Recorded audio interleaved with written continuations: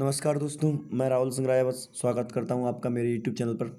दोस्तों, जैसे कि मैं एसएससी जीडी 2024 के मैथ के प्रीवियस ईयर क्वेश्चन कर रहे हैं, तो आइए स्टार्ट करते हैं पहले क्वेश्चन के साथ। देखो, 7/16, 16 से इसको काटूंगा 3 बार, 16×3 = 48, 7×3 = 21, 21 में से इसको घटाऊंगा तो ये आ जाएगा आपका 15। कितना आएगा? 15 माइनस यहाँ से करेंगे तो इसको 19 और 3 22, 22 माइनस 24 माइनस 2 और माइनस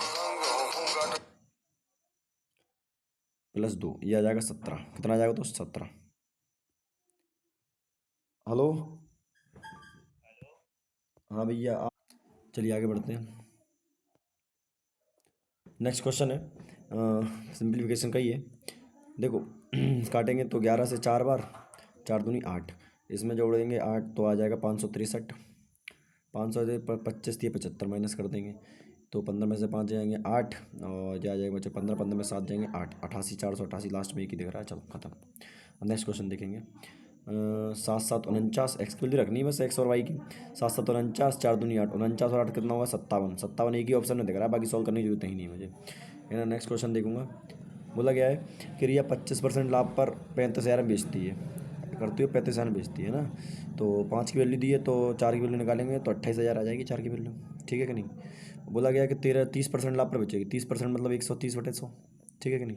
जीरो जो 2 जीरो से जो खत्म हो जाएंगे और डबल जीरो, ये 13×8 = 104, हाथ लगा 10, 13×2 = 26, 26 और 10 कितना होता है? 36 होता है। 13,364 ऑप्शन नंबर डी। चलो नेक्स्ट क्वेश्चन बढ़ेंगे।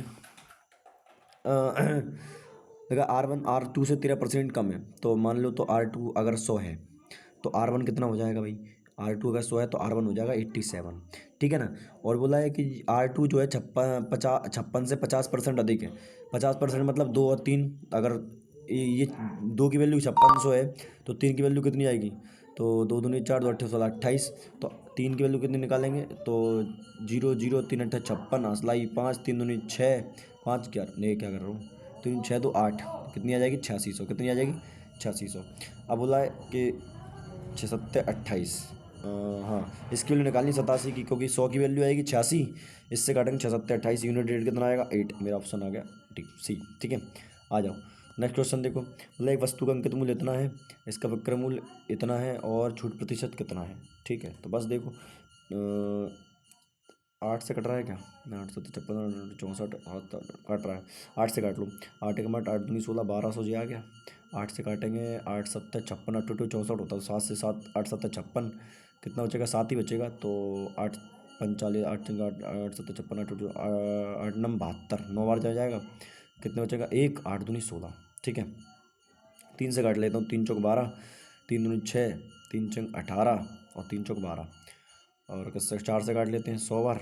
4 से काटेंगे 4 6 24, 4 6 24, 100 पे 33, 100 पे कितना आ रहा है? 34 आ रहा है ना, सीधे 34% आ गया। खत्म करो सवाल को, आ जाओ नेक्स्ट क्वेश्चन देखेंगे। मतलब जॉन ने एक बैंक खाते में 1200 जमा किए, 4 वर्षों बाद कुल धनराशि 1400 मिली। धनराशि में साधारण ब्याज बताओ। देखो 4 वर्षों में कितना ब्याज मिल गया? 200 रुपये। 1 वर्ष में कितना मिलेगा? 50 रुपये, है ना। ब्याज 50 है, प्रिंसिपल कितना मान लो? 1200 ही दिया है। और नीचे वाले 100 से 2 जीरो कट जाएंगे तो 1200 ही लिखूंगा। R × रेट और टाइम एक ही साल है तो काटूंगा 4 दूनी 12 से काटूंगा, 12 चौक 48, 4 से गया, एक ही ऑप्शन है, ऑप्शन नंबर डी। खत्म हो गया सवाल। नेक्स्ट क्वेश्चन चेक करेंगे। नेक्स्ट देखो, एक निश्चित संख्या 10% घटाने पर, फिर से शेष पद में 70% घटाने पर 1188 शेष बचती है, वह संख्या कितनी है? मान लो संख्या कितनी है? 10। 10% घटाने पर कितनी बचेगी? 9। अब बोला 70% पर घटा दो तो 70 9 9 का 70% कितना होता है? 6.3। जब 6.3 घटाएंगे तो एक काम करेगा, पहले 7 घटा दिया करो, तो 9 में 7 घटाएंगे 2 बचेंगे और 0.3 का जाए यहाँ पहुँच जाएगा 0.7। कितना बचा? 0.7। अब इसकी वैल्यू कितनी रखी है? 1188 के बराबर। 1188 पॉइंट हटा के नीचे आएगा 10, 9 3 27, 9 से काटेंगे 9 एकम 9, 2 बचे 9 3 27, फिर 9 दूनी 18, 3 से काटेंगे 3 चौक 12, 3 चौक 12, यहाँ से 10 का मल्टीप्लाई करेंगे तो 440 और 100 और 10 की निकालनी है अपन को तो 1 जीरो और लग जाएगा तो 4400। ठीक है, नेक्स्ट क्वेश्चन देखेंगे। अगला क्वेश्चन है कि मोहन ने 400 रुपये में एक पुराना मोबाइल खरीदता है, उसकी मरम्मत है 500 लगाए तो कितना का पड़ गया मोबाइल? 4500 का। और बोला 5,000 का बेच दिया, तो 4500 पर 5,000 का मतलब 1/9, 1/9 की फ्रैक्शन वैल्यू कितनी होती है? 11.11% होती है। तो वो याद करनी पड़ेंगी चीज़ें तो यार, ऐसे ही होंगे सवाल। बोला है कि इनका लघुत्तम समावर्तक निकाल दो, तो ऊपर वाले कैल्शियम ले लो, 9 21 63 कैल्शियम 63 ही आ जाएगा मेरे हिसाब से तो। और नीचे वालों का ऐसे ही आ जाएगा, 4 10 और 20 का कितना आएगा, 2 आएगा। तो 63/2 दिख रहा है कि option option number C D. ठीक है ना। चलो अगला देखो, बोला एक वस्तु का अंकित मूल्य क्रय मूल्य से कितना परसेंट अधिक है। एक सेकंड, इसको मिटाना पड़ेगा। हाँ 25%। एक वस्तु का अंकित मूल्य उसके क्रय मूल्य से 25% अधिक है। मान लो क्रय मूल्य 100 है तो 25% अधिक है 125। बोला कि अपनी वस्तु को लाभ पर बेचने के लिए अधिकतम कितने प्रतिशत छूट दे सकता है। अधिकतम छूट तो वही हो सकती है जिस पर घाटा ना हो, तो मतलब घाटा ना हो तो वो लाभ ही के बराबर आ जाएगा। तो 25 की छूट देगा कितने पर, 125 की, सॉरी 25 की छूट 125 है, 25 कम 25 25 पंच 125 यानी 20%। कितना आ जाएगा 20%। नेक्स्ट क्वेश्चन देखो, छात्रों के एक समूह का औसत भार 44 किलो है। 40 किलो भार वाला एक व्यक्ति समूह छोड़ देता है और उसके स्थान पर 34 किलो भार वाला दूसरा छात्र समूह में शामिल हो जाता है। यदि समूह का नया औसत 43.4 kg है तो समूह में कितने छात्र हैं। एक बात को जरा समझना, वो अच्छा क्वेश्चन है। देखो 44 औसत होने का मतलब है सबके पास 44 होना। जब 40 किलो का गया तो इससे समूह को हुआ क्या फ़ायदा हुआ, क्योंकि 4 किलो कम लेके गया। लेकिन दूसरी बार हुआ क्या, जब दूसरा छात्र 34 किलो वाला आया तो वो क्या हुआ कि 34 ही लेके आ पाया, और वो क्या हुआ कि औसत से 10 कम लेके आया, मतलब उससे घाटा हो गया 10 का। तो मतलब कुल मिला के घाटा कितने का होगा, औसत में 6 का घाटा होगा। जितना भी औसत आएगा उसमें 6 का कहीं ना कहीं कमी होगा। अब हम देख रहे हैं कि औसत में कमी कितनी आ रही है भैया, 0.6 की कमी आ रही है ना, 43.6 की। हमारे हिसाब से 0.6 की कमी, लेकिन उसके हिसाब से कितने की, 6 की, है ना। तो एक की निकाल लेंगे, एक की वैल्यू आई 6/0.6। तो यहाँ से पॉइंट हटाएंगे, नीचे आएगा 10। कितना आ जाएगा 10, नहीं हमारे हिसाब से 0.6 की कमी, लेकिन उसके हिसाब से एक की कमी आएगी ना दोस्त, एक की आएगी यार, क्या कर रहा हूँ मैं अभी।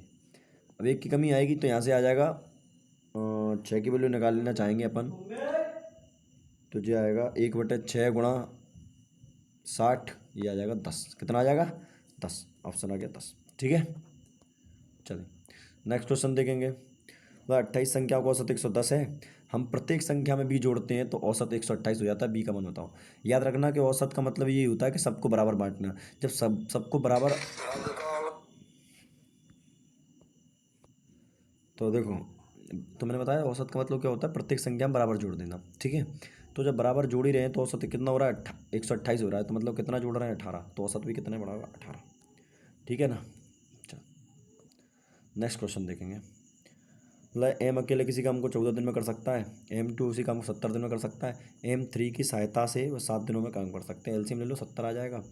तो M1 की क्षमता आ जाएगी 2, M2 की क्षमता आ जाएगी, कितने दिन में कर रहा है, 1, यही है ना। अच्छा 14 पंचे 70 होता है, सॉरी 14 पंचे 70। और M2 की आ जाएगी 1, और M1 M2 प्लस M3 की आ जाएगी 7। यही तो बात है, यही कह रहा हूँ ना, 14 पंचे 70, M2 एक दिन में कर सकता है 1, और M3 की सहायता से कितने दिनों में, 7 दिनों में कर सकते हैं। 5 बचे, M1 की आ गई 1, कितनी आ गई 1। कहीं ना कहीं गलती कर रहा हूँ, दोबारा देखो, मैं लग रहा गलती कर रहा हूँ। इतना सिंपल क्वेश्चन कई बार दिमाग में नहीं आता यार, क्या करें। M1 किसी काम को 14 दिन में कर सकता है, M2 किसी उसी काम को, M2 के लिए उसी काम को 70 दिन में कर सकता है, और M3 की सहायता से भी उस काम को 7 दिन में कर सकते हैं। एलसीएम ले लो, 14 पंचे 70, 1 और 7 दम 70, बताओ। तो 5 और 6, तो M3 की क्षमता कितनी आ गई, 4। कितनी आ गई, 4। तो बोला है कि M3 के लिए उसे कितने दिन में कर देगा, 70/4। देखो आधा करते तो 35 होता, 4 गुना करना है तो आ जाएगा 17.5। 35 का भी तो आधा करना पड़ेगा ना। ठीक है, आगे अगला क्वेश्चन देखो। मतलब 15 सेंटीमीटर त्रिज्या वाले एक ठोस धातु गोले को पिघलाकर, पूरी क्लास के 15 सेंटीमीटर त्रिज्या वाले एक ठोस गोले को पिघलाकर 15 सेंटीमीटर आधार व्यास वाले शंकु गोले में डाला जाता है। शंकु की ऊंचाई बताओ। तो देखो आयतन बराबर होते हैं, मैंने बताया था कि जब भी किसी से कुछ बनाया जाता है तो आयतन बराबर होते हैं। तो देखो गोले का आयतन होता है 4/3 पाई R³ तो 15 × 15 × 15 बराबर, और इसका व्यास कितना होता है, 1/3 पाई, और आर स्क्वायर 1/3 पाई R²H मत नेगेटिव 15/2 गुणा 15/2 गुणा H। तो 15 से 15, और ये 15 से 15, तो 15 खत्म हो गए। पाई से तो पाई चला गया, 3 से 3 चला गया, 2 दूनी 4, 4 दूनी 8, क्या आएगा ये 2 15 से ये 2 15 चले गए, ठीक है। 3 से 3 चला गया, 2 दूनी 4, 4 चौको 16, 16 × 15 करना पड़ेगा, ये 15 कहाँ से काट दिया, तो 225 और 240 आ जाएगा, ख़त्म सवाल, ठीक है। नेक्स्ट क्वेश्चन देखेंगे। बोला है एक्स की वैल्यू 2 है, तो इसका 4x x+1 और 3x का चतुर्थ अनुपात निकालिए। तो देखो ये आ जाएगा पहला 8 बटे ये कितना हो जाएगा 6 बराबर कितना आएगा 4 दूनी 4 2 3 6 - 1 5 बटे x मान लेंगे चौथा अनुपाती निकाल लोगे तो 3/4 15 हो जाएगा 15/4 कितना आ गया 15/4 कहीं दिख रहा है ऑप्शन सी, ठीक है। अगला क्वेश्चन देखेंगे। बोला कि 2 रेलगाड़ियाँ एक की 390 मीटर और दूसरी 250 मीटर लंबी समांतर पटरियों पर 78 मीटर किलोमीटर और 66 किलोमीटर पर आवर की चाल से विपरीत दिशा में चल रही हैं। उन्हें एक दूसरे की पार करने में कितना समय लगेगा। विपरीत दिशा में स्पीड जुड़ जाती है और डिस्टेंस भी जुड़ जाती है, डिस्टेंस हमेशा ही जुड़ेगी, ध्यान रखना।